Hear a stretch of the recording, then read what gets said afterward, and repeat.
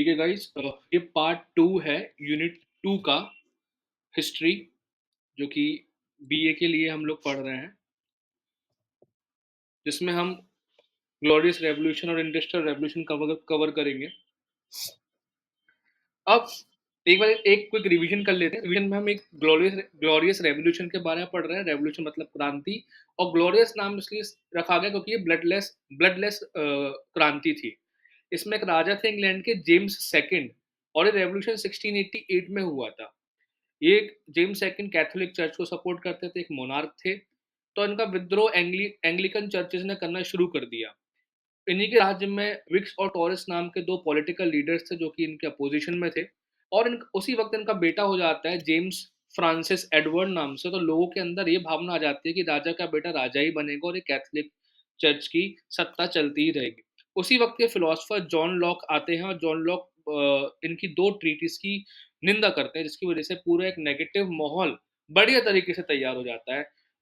और आगे क्या क्या नेगेटिव होता है जेम्स सेकंड के अगेंस्ट, ये हम आगे डिस्कस करेंगे। इस लेक्चर में हम यही डिस्कस करेंगे। ठीक है। दो चीजें होती है, इन्वेजन एंड डिफेक्शन। इन्वेजन, एक इन्वेजन की यहाँ पे कूटनीति। इन्वेजन मतलब होता है किसी देश दूसरे देश का किसी देश पर कब्जा होना या जीतना उस देश को, उसको बोलते हैं इन्वेजन। ठीक है। तो एक इन्वेजन का षड्यंत्र बनता है, और एक डिफेक्शन। डिफेक्शन का मतलब होता है धोखा देना। ठीक है। एक डिफेक्शन का एक वो बनता है इनके अगेंस्ट। कैसे कैसे बनता है बताता हूँ। इन्वेजन का कैसे बनता है, तो होता क्या है, इनके राज्य में जो पार्लियामेंट होता है वो विलियम ऑफ ऑरेंज का है, मैं बताता हूँ क्या है। ठीक है। विलियम ऑफ ऑरेंज को इनवाइट करते हैं कि आप आइए और इंग्लैंड का इन्वेजन कर लीजिए, आप जेम्स सेकंड को सत्ता से हटा दीजिए। ठीक है, ये बोलते हैं। सोचो, ब्रिटिश पार्लियामेंट बोल रही है विलियम ऑफ ऑरेंज को। अब विलियम ऑफ ऑरेंज एक्चुअल में है कौन?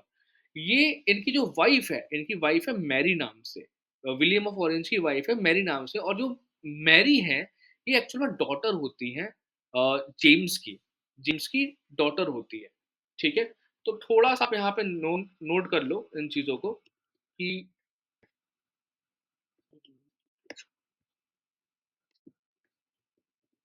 ठीक है, विलियम ऑफ ऑरेंज, और इनकी वाइफ होती है, वाइफ का नाम भी लिख दो, इनकी वाइफ होती है जो कि डॉटर थी। एक second.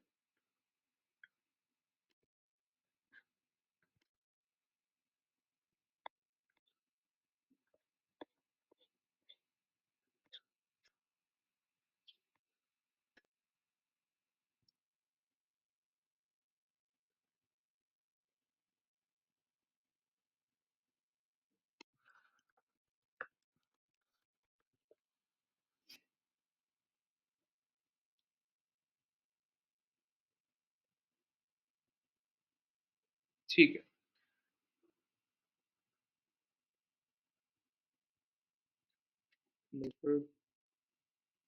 Daughter of James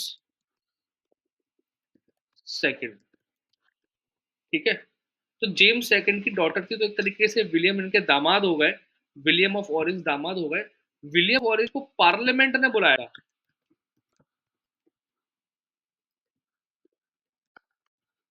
orange for invasion, for invasion, आप आओ और आप इस कंट्री को जीतो और जेम्स सेकंड बताओ। तो ये इन्वेजन की राजनीति यहाँ पर शुरू हो गई। ठीक है। दूसरी चीज मैंने आपको बोली थी, डिफेक्शन। अब डिफेक्शन कैसे हुआ था ये मैं आपको बता दे रहा हूँ। तो एक बंदा था जॉन चर्चिल नाम से, JOHN, ठीक है, नाम याद रखना। जॉन चर्चिल नाम का बंदा था। ये एक्चुअल में कमांडर था। ठीक है। ये कमांडर था जेम्स की आर्मी का, और इसने विद्रोह कर दिया था, धोखा दे दिया था एक तरीके से। तो एक तरीके से क्या हुआ, आर्मी ने भी सपोर्ट छीन लिया जेम्स से। आर्मी ने भी सपोर्ट छीन लिया। अब जैसे अपने यहाँ पर जो क्या कहते हैं कमांडर्स होते हैं, उनको उपाधियां दी जाती हैं कि ये आपके उस रेजिमेंट के ये हैं, XYZ कुछ भी है। ठीक है। इंग्लैंड में इनको बोला जाता है ड्यूक। ड्यूक नाम से इनको उपाधियां मिलती हैं, तो ड्यूक ऑफ मेलबर्ग, ड्यूक ऑफ मेलबर्ग नाम से इनको बुलाया जाता था। Duke of male, BOUR, spelling थोड़ा देख लेना, लेकिन ड्यूक ऑफ मेलबर्ग करके कुछ नाम आए आपके, मल्टीपल चॉइस क्वेश्चंस रहेंगे, आप इसको मार्क कर सकते हो, ठीक है। मार्ल ऐसे कुछ, ठीक है, तो आप मार्क कर सकते हो। तो ये क्या थे, एक तरीके के कमांडर थे, और उन्होंने जेम्स सेकंड के खिलाफ विद्रोह कर दिया था, ठीक है।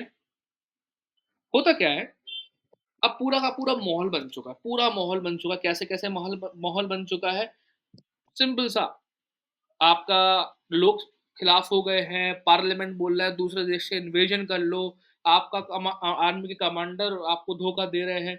एक और चीज थी, एक थे प्रिंस, प्रिंस थे, प्रिंस जॉर्ज थे, PRINC, प्रिंस जॉर्ज। ये प्रिंस जॉर्ज कहाँ के प्रिंस थे, डेनमार्क के प्रिंस थे। डेनमार्क एक बार देख लेना, पास में है। प्रिंस जॉर्ज ने भी समर्थन किया कि भाई जेम्स को हटाओ, इनका खत्म करो बस, ठीक है। तो प्रिंस जो पड़ोस के देश के प्रिंस हैं, ये आ गए सपोर्ट में कि इनको मारो, जेम्स को मारो। जॉन चर्चिल आ गए, जेम्स को मारो। पार्लियामेंट बोल रहा है, विलियम ऑफ ऑरेंज से अपने उन्हीं के दामाद से बोला है कि हटाओ भाई इसको, हटाओ। मैरी उनकी खुद की बेटी तक उनके अगेंस्ट आ गई, लोगों के खिलाफ सेंटिमेंट भरा हुआ है। जॉन लॉक लिख रहे हैं कि 2 ट्रीटीज के अगेंस्ट लिख रहे हैं, भर भर के लिख रहे हैं। इनका बेटे को कोई पूछ नहीं रहा है, जेम्स फ्रांसिस एडवर्ड को कोई पूछ नहीं रहा है, उनके खिलाफ नेगेटिव सेंटिमेंट बन चुका है। विक्स और टॉरस नाम के पॉलिटिकल नेता आ चुके हैं जो भी बहुत बुरी तरह विरोध कर रहे हैं। एंग्लिकन चर्च अलग चिल्लाया जा रहा है कि इस सब चीज होने के बाद ये भाग जाते हैं, लिटरली ये इंग्लैंड से भाग जाते हैं, और ये भाग कर जाते हैं सीधा फ्रांस, ठीक है। भाग जाते हैं, भाग जाते हैं, कहाँ भागते हैं, फ्रांस। अब फ्रांस में उस वक्त शासन था लुइस नाम के राजा का। लुइस 14 बोलते हैं, जैसे हम 14 कैसे लिखते, रोमन में आप बताना लिखते कैसे हैं, ठीक है। रोमन में लुइस 14, तो लुइस नाम काफी फेमस हुआ करता था उस वक्त। तो लुइस 1 2 3 4 ऐसे करके लुइस आए, और लुइस 14 उस वक्त राज कर रहे थे। और वहां पर जाके ये अपनी शरणागति लेते हैं। कब शरणागति लेते हैं, जब इतना नेगेटिव माहौल हो जाता है, और विलियम जो होता है, विलियम ऑफ ऑरेंज, टॉर्बे नाम की शहर है, लैंड कर जाते हैं। टॉर्बे, टॉर्बे नाम का शहर एक टाउन है, यूके में ही है, ठीक है। टॉर्बे नाम का एक शहर है यूके में। वहां पे जैसे ही लैंड करते हैं, कब्जा करने के लिए, हराने के लिए, मारने के लिए, पीटने के लिए, उससे पहले ये जेम्स सेकंड होते हैं, ये देश छोड़ के भाग जाते हैं। और इस तरीके से विलियम, विलियम ऑफ ऑरेंज और मैरी, इनका नाम यहाँ लिखा हुआ है, कहाँ लिखा हुआ है, इनको बाद में बना दिया जाता है constitutional monarch, constitutional monarch of England, ठीक है। आई होप क्लियर हो गया होगा मोनार्क क्या होता है और कॉन्स्टिट्यूशनल मोनार्क क्या होता है। कि इन्होंने माना कि पार्लियामेंट ही सबसे सर्वोपरि है, पार्लियामेंट ही सबसे आगे है, और बस ये दोनों के दोनों मोनार्क बन जाते हैं। 1689 1689 की ये घटना है, ये बन जाते हैं, और इस तरीके से आपका पूरा ये रेवोल्यूशन है, ग्लोरियस रेवोल्यूशन हमारा खत्म होता है। इसके बाद लोगों के अंदर अच्छी सोच आती है, लोगों का टॉलरेंट बन जाते हैं, लोग काफ़ी अच्छे तरीके से दूसरे रिलीजियस हो गए। तो बिल ऑफ राइट आता है, बिल ऑफ राइट क्या होता है, जैसे इंडिया में फंडामेंटल राइट्स हैं, लोगों के अधिकार की बात होने लगी, ठीक है, कि लोगों को बोलने का अधिकार है, राइट रिलीजन का अधिकार है। तो इंग्लैंड में फंडामेंटल राइट को बिल ऑफ राइट भी बोलते हैं, bill of right. Bill of right भी आया कि लोगों को क्या क्या बेसिक अधिकार मिलने चाहिए, और इस तरीके से ये पूरी की पूरी कहानी हमारी समाप्त हो जाती है, ठीक है।